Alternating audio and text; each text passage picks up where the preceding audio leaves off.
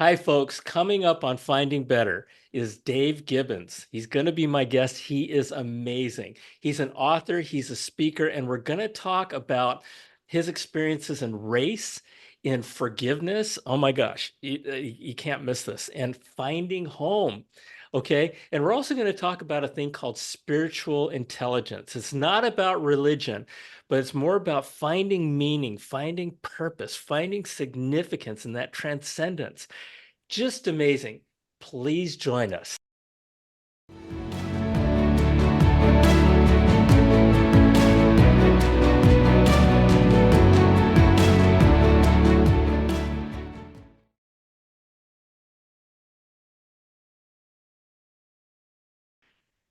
Hello, hello, hello, and welcome back to Finding Better.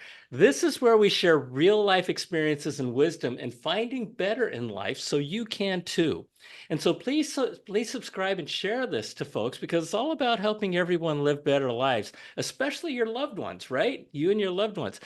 Okay, today I have Dave Gibbons with me. Dave is a friend of mine and amazing, amazing person. He's an advisor to some other amazing people. He's a speaker and he's an author of the new book, The Shape of My Eyes, a memoir of race, faith, and finding myself. Does that sound familiar, folks? Right? This is what it's all about. This is what life is all about. So I'm thrilled to have Dave with me. We're going to talk about his experiences in race. We're going to talk about his experiences with forgiveness and what I think is really, really cool in finding home. Dave Gibbons, welcome to Finding Better. Thank you for joining me.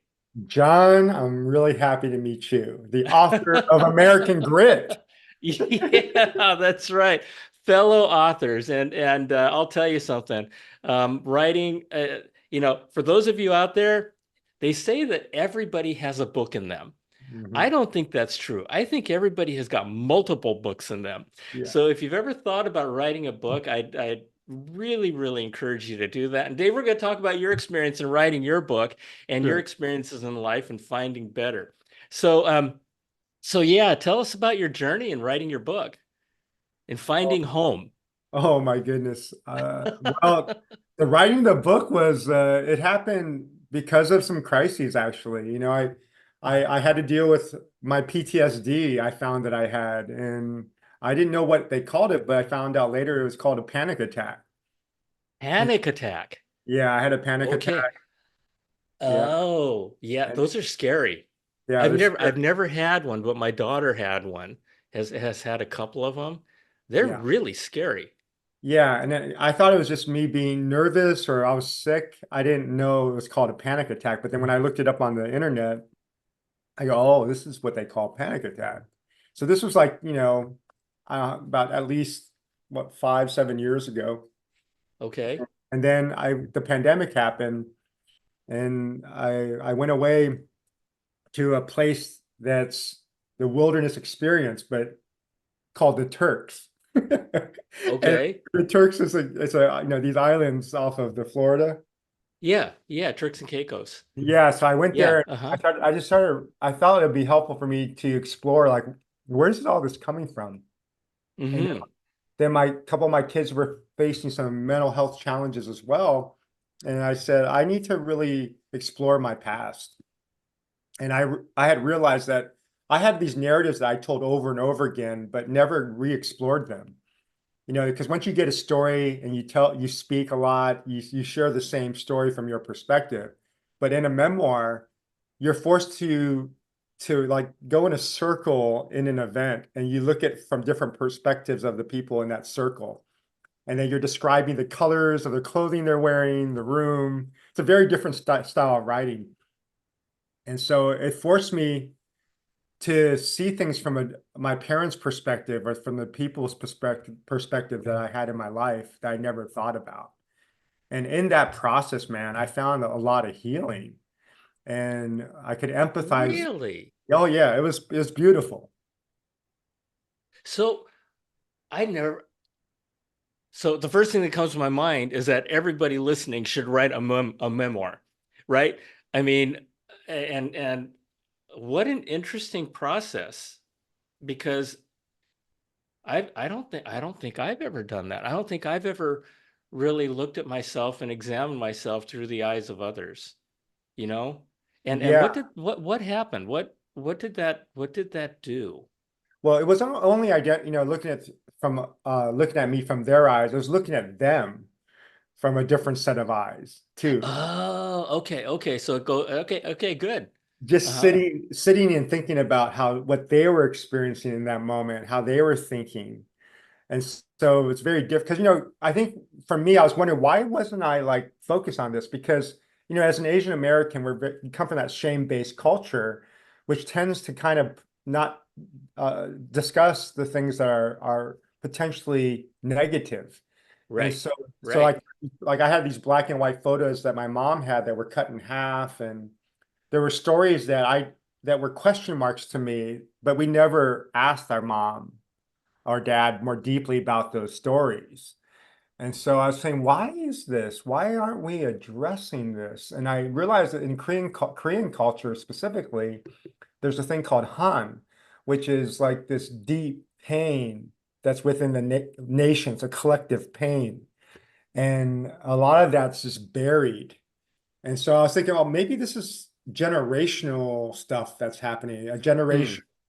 So I said, I better explore this for even the sake of my own kids. Yeah.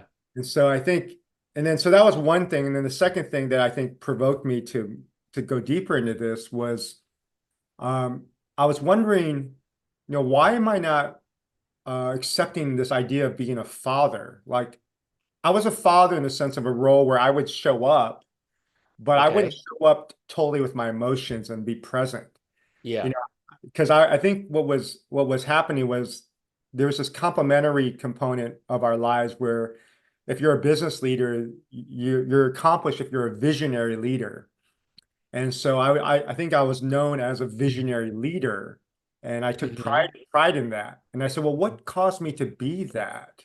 So part of it was like the significance attached to being a visionary leader. But if you take it back to when I was a kid, I go, oh, it all started really when I started getting like attacked with because of my eyes, criticized because of the shape of my eyes. And I didn't like the pain of that. And so I think I kept looking forward to the day that, I'll prove to people or I'll show people who I am. Yeah. And so I think I Yeah. became this visionary person, but the memoir forced me to re-examine even that. Like these things that I thought were strengths of mine. Well, why do I call myself this? Maybe it's because I didn't like my present.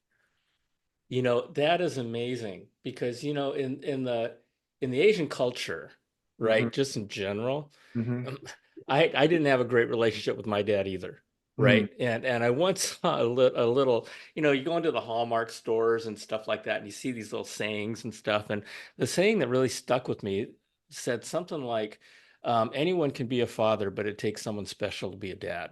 Hmm. And I saw that when I was pretty young. I was in my teens, and it struck me because my Asian dads generally, right, they have really high expectations of their kids, and God, and of course the generation that you and I are from, right? I mean, it was just first generation parents are, and they still are. They're just they just want the best not only for their kids but best out of their kids, and it can be tough. So you had that to deal with regards to that part of your culture, and then you had the external forces that were influencing you with regard to the shape of your eyes. And I can relate to that too, growing up. Hmm. And and so it, it, it so so you found a lot of healing from that process. Yeah, it wasn't easy, but I think what forced it, there was a moment where I started working with this NFL player. He went to get closer to me because I'd spoken at one of the chapels of like it was a Monday night football game, and it was like the Niners and the Bears were playing. And I met this one guy, this black middle linebacker, and he came Hmm. he came to me and he wept after I spoke. He came and just hugged me. And I felt a deep connection to him. And then we started hanging out, and he started calling me Papa Dave or Father Dave, or pops. And at first I was kind of Wow. I was taken back by that. But in Black culture, there's a fondness if they see you like as a figurehead, father role, Right. or Right. call you this. And so, I laughed it off, but I said, what's that thing that's not feeling right with me? Why isn't it sinking in where I'm accepting this? And then in my role as a spiritual leader in the communities I'm in, they often would say, hey, you're like my dad or my father. And again, I didn't like that. There's an allergic reaction. So I never probed it until I started writing this book, or right before I started writing this book. And I realized, you know what? Maybe the reason why I don't like being called father is because of that moment when my dad had an affair, and wrecked my mom.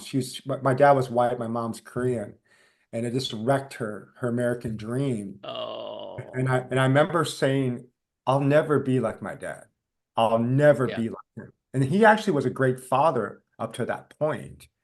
But I think I almost self-cursed, and there's a resistance, I think, to being a father, because I didn't want my children to maybe experience the failures of a dad. And I didn't want them to hurt as Wow. badly as I hurt. So I would never have discovered that unless I just took the time to dig in underneath of the emotions of, why do I say these things? Why do I have this type of reaction? So the memoir I wrote, I think, was so healing, and that helped me to process some of those things that I just never addressed. You've convinced me to write my own memoir. Mm, Not for the purpose of publishing mhm, necessarily, but for the mhm, purpose of what you just talked about. That is amazing. And I had a similar relationship with my dad. mm, Certainly was I'm not going to be like him. There's just no way. But over the years, and it's been decades, since he passed away, about 3 decades, and it's taken me a long time to forgive him. mhm. It really did. And okay, Sorry. I'm gonna Yeah. um sorry. And but over the years, I've learned that everybody has got good parts to them too. Sure. And I have learned to embrace the good parts of my dad, Yeah. which I never could before, you Right. know? And and a lot of times, sometimes, at least in my life, a couple of times this happened where I had an assignment, and the assignment was write your gravestone. Mm, yeah. Right?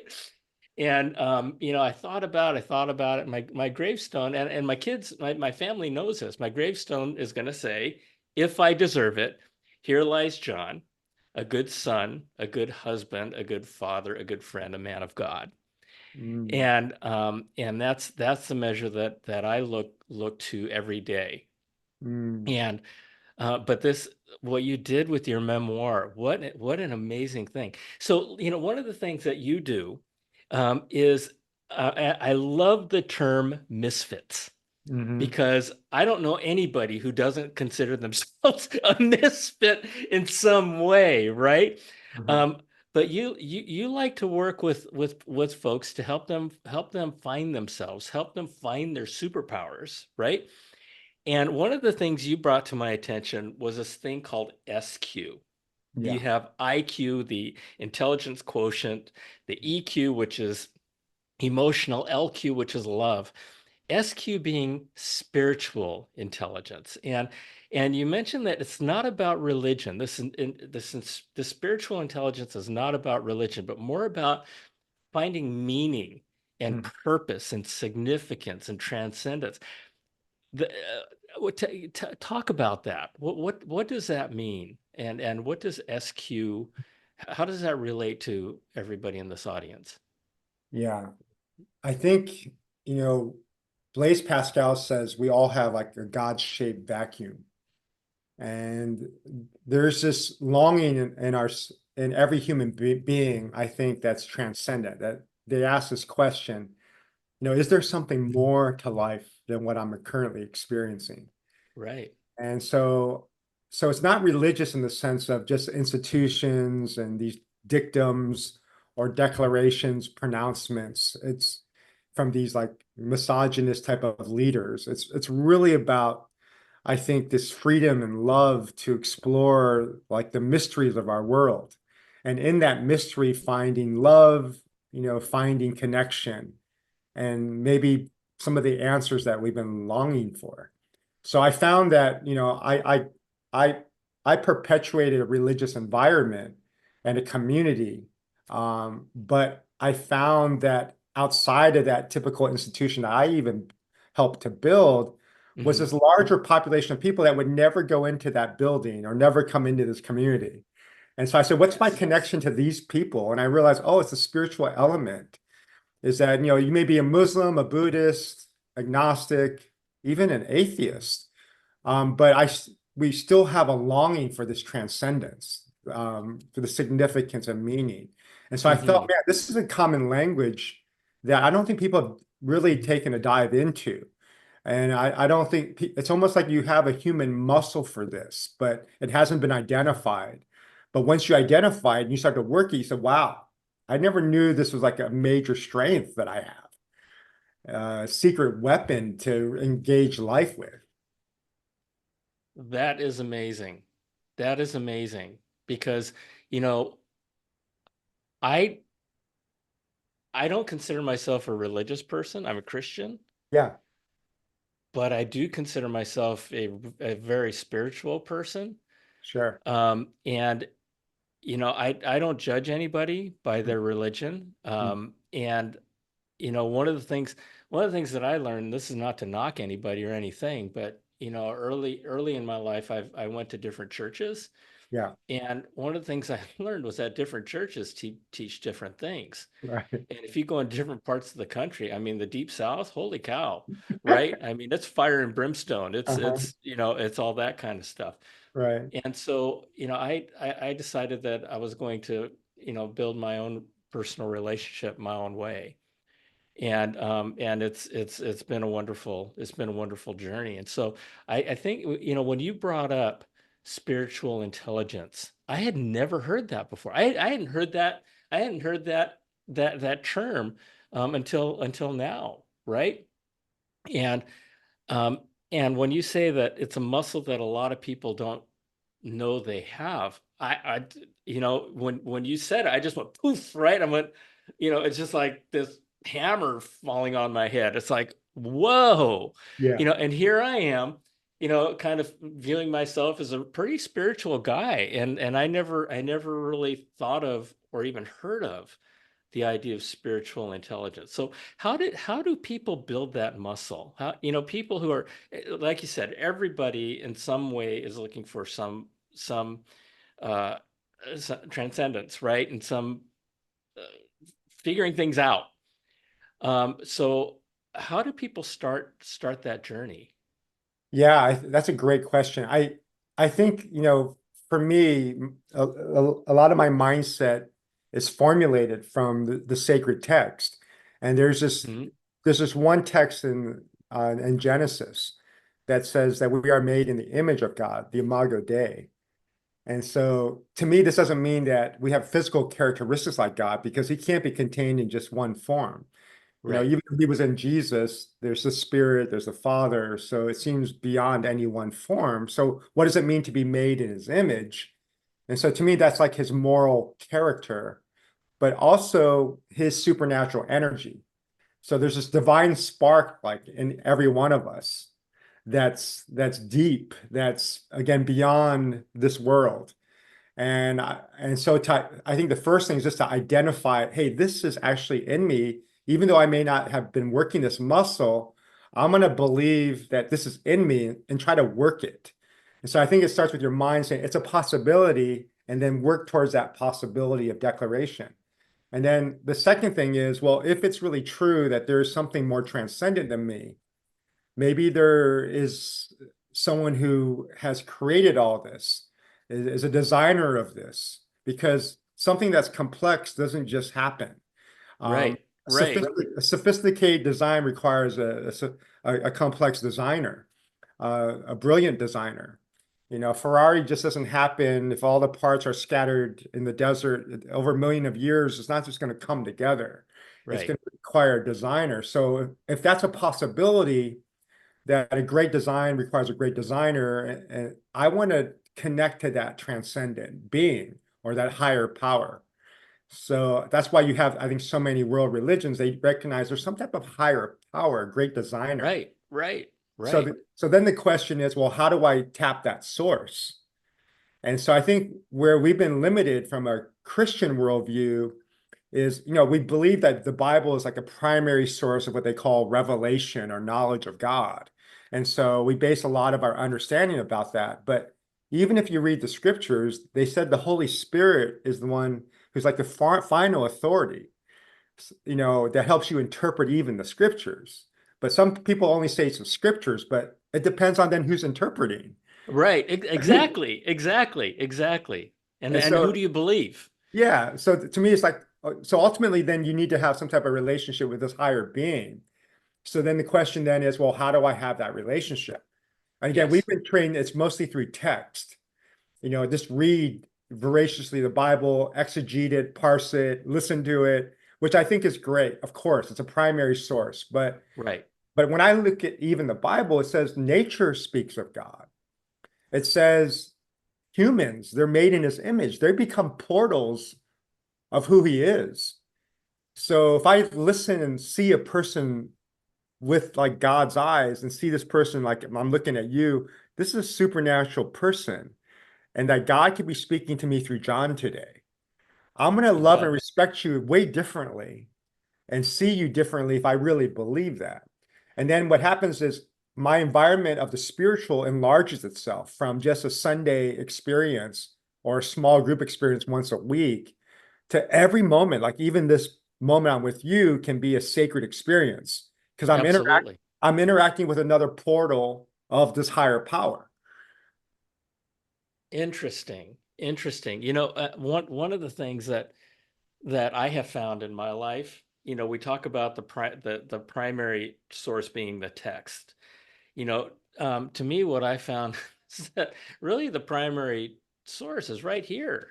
Mm, It's in your heart. mm, And folks who have spoken to me, about my own personal relationship, I tell them, listen, just like nobody can tell me what my relationship like you with you should be, Dave, nobody can tell me what my relationship with God should be like. mm, mm, That is a relationship that's personal to me. It's a relationship that's personal to you. mm. And like a muscle, it's like any relationship, you build it, right? And you come together and you say, hey, yeah, hey, you know what, Mr. Person, I want to have a, you don't say these words, but it is, I want to have a relationship with you. And then you start off as acquaintances and you build that relationship. And Yeah, and over time, and it's there are so many different, the world is so mysterious in so many different ways, yeah, right? yeah. And so I love what you're saying, because it's common to all of us. It's common to all of us, that this ability, this energy, this transcendence and this transcendent being, if you will. Yeah, Um, there's this interesting passage in John, like in John 5 of the Gospels. It says like Jesus only did what he saw his father doing. It didn't say read what his father was doing. It said saw what his father was doing. And I go, oh, there's actually a whole nother component to the spiritual intelligence where it's not simply by me listening to a word or reading a word, but it's actually through like this experience of seeing visually. Gosh, So I'm right. thinking, man, this changed my whole spiritual life when I said, oh, it's not just about listening to God's word, it's seeing the voice of God. It's like, and I said, wow, I can buy into that because in the Bible it also says that men and women, young and old, will have visions and dreams. And God can speak through that too, through humans, through nature, through You visions. bet. So I go, that opens up then everything. So every day, every moment can be a spiritual moment. It doesn't have to be religious where I have to even say Jesus or preach, but it's just enjoying the beauty of the higher power all around us and sitting in that without feeling like I have to move the needle. That's not my job. My job is to respond to where the movement's already happening. That is amazing. That is amazing. When you talk about making that shift from reading to seeing, right? It's also hearing, it's also feeling, it's Mhm. also right, it's all of it, right? Yeah. It's all around us. And if we first of all, awareness Hmm. is 9/10 of success or whatever the heck they call it, right? Um, Right. but getting to that awareness, which is what this is just amazing because you're bringing an awareness to me, Mm. and I have to believe that if you're bringing it to me, you're bringing it to a lot of people Mm. that are listening. And yeah, it's all around us. It's all around us. Yeah, it changes the game, man, for me. I used to always feel like I had to respond by some type of like apologetic. I had to like say something that's significant. But I found that the most significant things often can't be described in verbiage or any type of words. In fact, the most glorious moments, you're almost speechless. It's like, how do you describe a sunset? Interesting. You Yeah. know, how do you describe when you're madly in love? I really, really, really love you. Does that really do it? And so I said, isn't it true that the greatest things in life or the toughest pains are almost indescribable? And I said, it's almost like if you try to describe it, it's like, hey, just shut up and just let this moment speak. Yeah, yeah, that is crazy. That is crazy. This is I just had a thought in my mind that I just lost. Oh, it's okay. Um, but nonetheless, you know, as I go through my life, Hmm. I realize, and this is I just got it back. I realize that what you just said in terms of seeing Hmm. and feeling and hearing, if you buy into that, and I don't want to scare people by saying that, but you also come to realize that people are seeing you, Hmm. and people are hearing you, Hmm. and people are feeling you, and they're feeling what you're all about. It takes us to, I don't know, for lack of a better term, a higher level of responsibility, Hmm. Hmm. right? Because monkey see, monkey do. Not that we're all monkeys, we're all humans. They Hmm. say we came from monkeys, but Hmm. if we came from monkeys, then why are there still monkeys? Hmm. Um, but you know, we have to. It becomes on us to live those examples, Hmm. right? Hmm. And that's like my kids. I try mightily.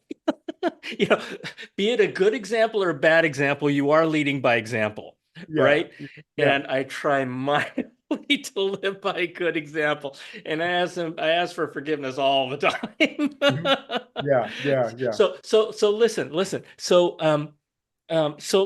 let's just talk a little bit about your racial experience, Yeah. and also your the forgiveness part of it. Yeah. I didn't have an awareness of my racial identity until the fourth grade.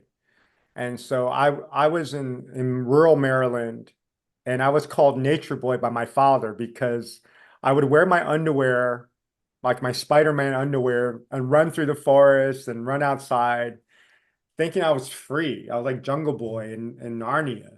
And Hmm. so when we moved out to Arizona, that's when I started, people started calling me chink, Chinaman, slant eyes, you know, flat faced, all these things. And I was just thrust into this world of, wow, only thing they see are my eyes.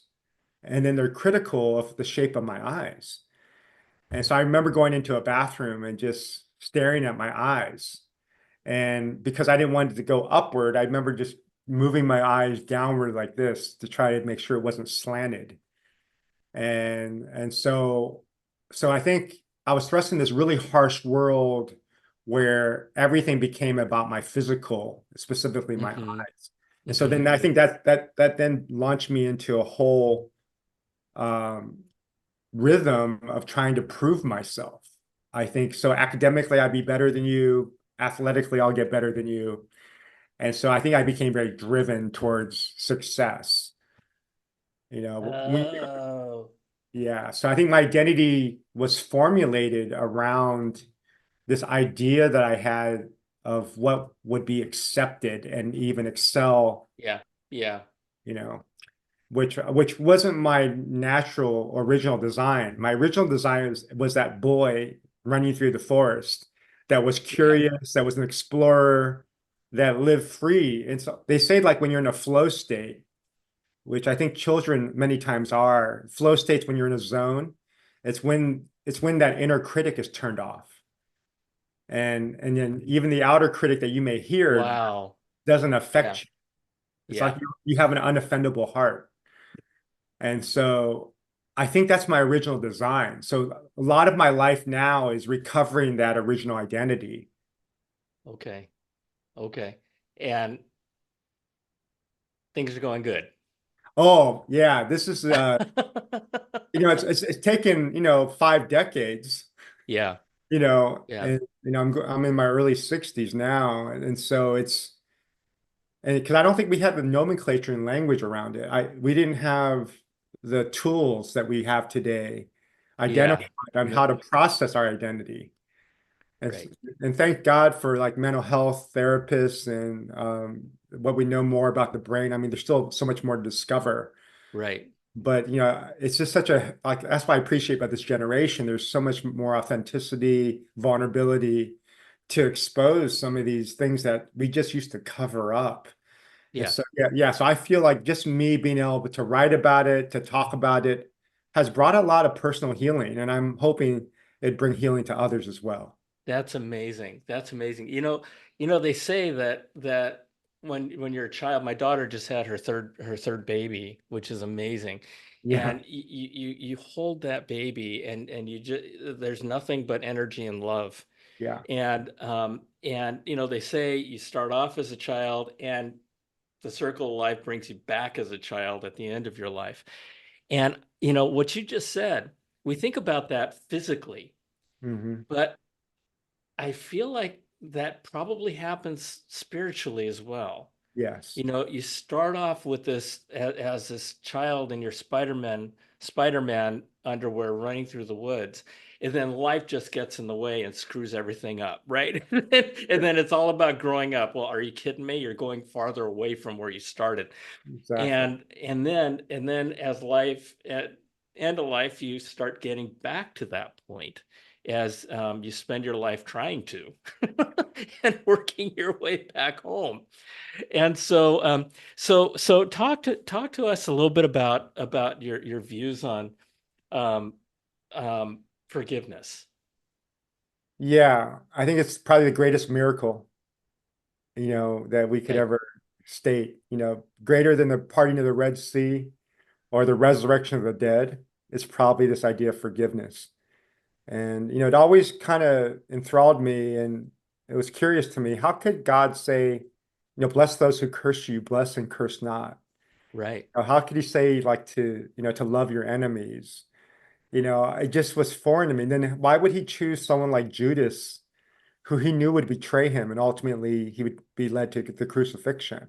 How could he invite him into his inner core? It just it just floored me. Like, how is that humanly possible?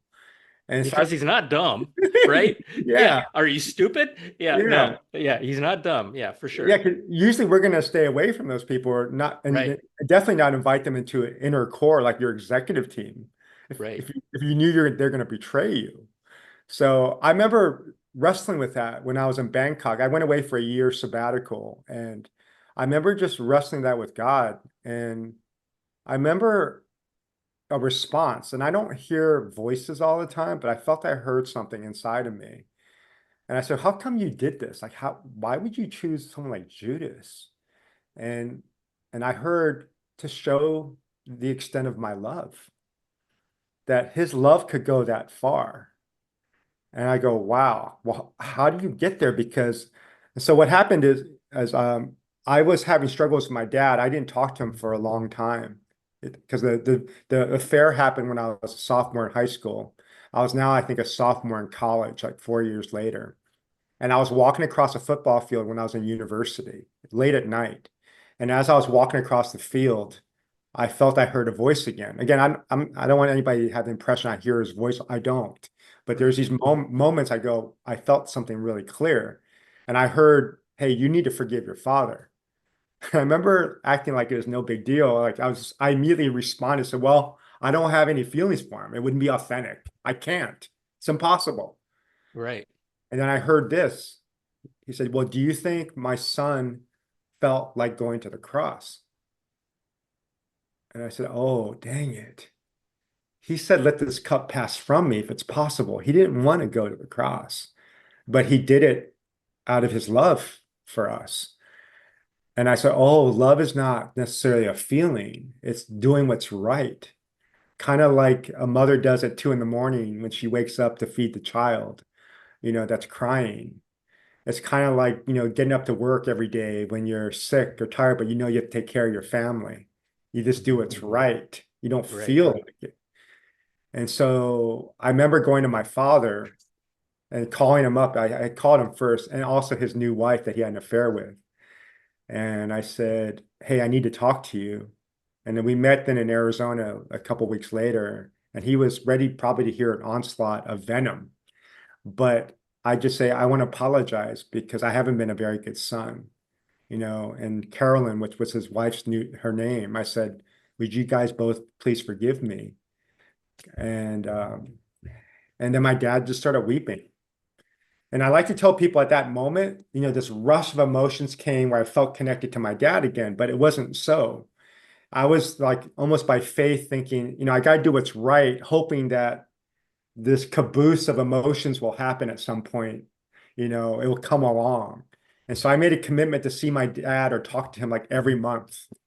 And it wasn't until like 5 years later that I started having emotions from my father. And then my therapist or my consultant friend, very wise business guy, he saw I was struggling still emotionally with my father, and he said, "Hey, Dave, what's your dad's first name?" I said, "His name is Gary." And as soon as I said it, I go, "Dang." I go, "Oh, he's human. He's just Gary." Wow. And Wow. I realized what I had been doing was projecting him to be superhero dad still. Yeah. He makes no mistakes. But suddenly when he became Gary, I saw him Just as a a little, dude. I said, he's just a kid. He was a Yeah. 2-year-old boy when he lost his dad. Wow. He's lucky that he did what he did. And what'd that do to you? I think it helped me to reconcile some of the nature of myself where I I think a lot of the formation of who I was from my dad, where I think intrinsically in me, I'm a good father. I could do the right things, but I didn't know what was hindering me. And I think a lot of it was my unforgiveness. Um, and also maybe some of the things my dad was wrestling with and my mom. And so, TD Jakes says, he's a pastor from Houston or Texas. He says the unforgiveness is like wishing that other person's dead, but you drinking the poison. And I think a lot of the reason why we're not free is because there's this unforgiveness in our heart. So when God says, bless those who curse you, bless and curse not, it's not just to bring more shame and make a more difficult process for us. It's actually to free us, because these people typically have moved on with their life. They're not thinking about us, Right. Right. but but we haven't let it go. And so when you can actually like bless them even, you're de-anchoring that toxic action or injustice that happened to you, and you're freeing yourself. It's amazing. It's amazing. It's in the Lord's Prayer, right? It's in the Lord's Prayer. Forgive us our debts as we forgive others. And it is amazing. And when you say it's more miraculous, forgiveness is more miraculous than the parting of the Red Sea. I mean, that's pretty crazy. But when it for individual, you're totally right. You're totally right. I am so happy that you had the opportunity to that you had that calling, if you will, to forgive your dad when he was alive, because I didn't. I didn't have that chance, and that's a regret that I have. Is that he died and he took a lot of things with him that he could have shared with me, Mm-hmm. and vice versa, vice Mm-hmm. versa. Mm-hmm. Um, but I've learned to forgive my dad, after the fact, after he passed away. I do want to share. I want to share just a quick story about my mom. Mm-hmm. My mom, my dad was her emotional tormentor, and for years and years and years, for 4 decades. And there was a time when he was in the hospital, and the doctors had given him a 2% chance of living. He had a cyst, um, right outside his stomach that was about the size of a softball, Mm-hmm. and they said he had a 2% chance of living. So after he got out of surgery and he was recovering in intensive care, I told my mom. I said, "Mom, you need to go in and see him." And she says, "Why?" I said, "Here's what you need to do. You need to go in there and do this for me. Take his hand and tell him you forgive him. Mm-hmm. Tell him, of course, he's unconscious, right? But tell him you forgive him for everything." And she snatched her hand away from me, and she said, What are you saying? I can't do that. He's been my tormentor for my entire life. He's been I've got emotional scars, on and on and on. I said, Mom, I said, just do this to me. She said, fine. Eventually, she said, fine. And she walked away. And I was waiting for her to come back, and 15 minutes went by, 30 minutes went by, an hour and a half went by. And she came back into the waiting room. And when I looked up and I saw her, she was an entirely different person. Mm-hmm. There was 20, 30 years had just the stress of her face and her of Mm-hmm. her of her presence was gone. Mm-hmm. It was just gone. Mm-hmm. And I said, I said, Mom, you did it. And Mm-hmm. she says, what just happened? I said, what do you mean? She says, I feel light. Mm-hmm. I feel light. I don't have, it's gone. Mm-hmm. And that's what happens. That's what happens. And she forgave him. Mm-hmm. And and on top of that, not only did she lift the burden off of her of 40 years, Yeah, she didn't have to live with that burden for the rest of her life, you exactly. know? Oh yeah. And it was just wonderful. And so thank you. Thank you for sharing that experience in your life. This has been amazing. This has been an thank you, Dave. Thank you. Is there anything else? Is there anything else that you like to share with folks? I don't think so. I think It's been pretty amazing. Yeah. yeah. Well, your story to me is like I was caught up in that. So thank you for sharing your story about your mom and the healing she found. That's a deep, deep story. There's a quote I wrote this in my book. I said, "In our deepest wounds can be our greatest calling." And the calling doesn't have to be this occupational vision. It can be something as difficult, but as simple as dealing with someone we need to forgive that's wounded us deeply. That may be your calling today. Again, it's not to shame Right. you or make you feel more heavy today. It's actually to free you up.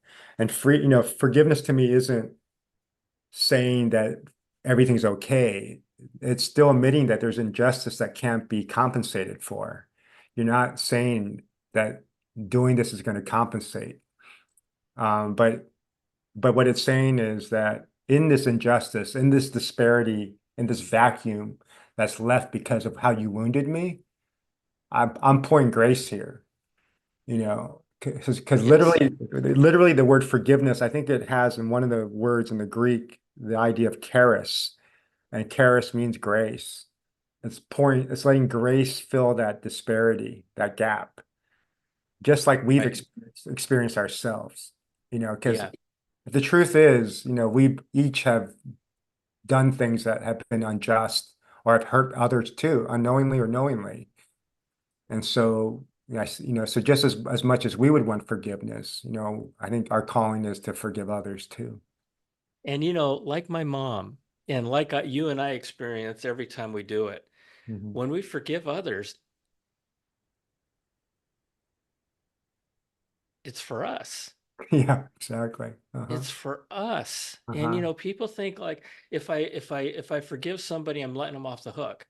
No, Mm-mm. you know what? When you forgive somebody, you're letting yourself off the hook. Yeah, exactly. And it's magic. It's just magic. Dave, if people want to learn more about you, if people want to go online, your website is davegibbons.org, yes? Correct. So Dave, D-A-V-E, Gibbons, Gibbons.org. If you'd like to see more about Dave, and remember his book, if you'd like to check out his book and consider writing your own memoir, Yeah, for it's sure. called The Shape of My Eyes, a memoir on race, faith, and finding myself. Whoa. Dave, this has been amazing. Thank you so much for joining me.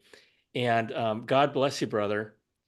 Yeah, somebody out there is going to be touched by your words and your wisdom. So thank you again. Thanks for having me, John. It's been great being with you. Okay, okay, yeah. Oh my God, this has been amazing. Okay, folks, I love you. God bless you. Thank you for joining us. Share this episode with folks because it's all about helping folks live better lives. Okay, we'll see you next time. Bye.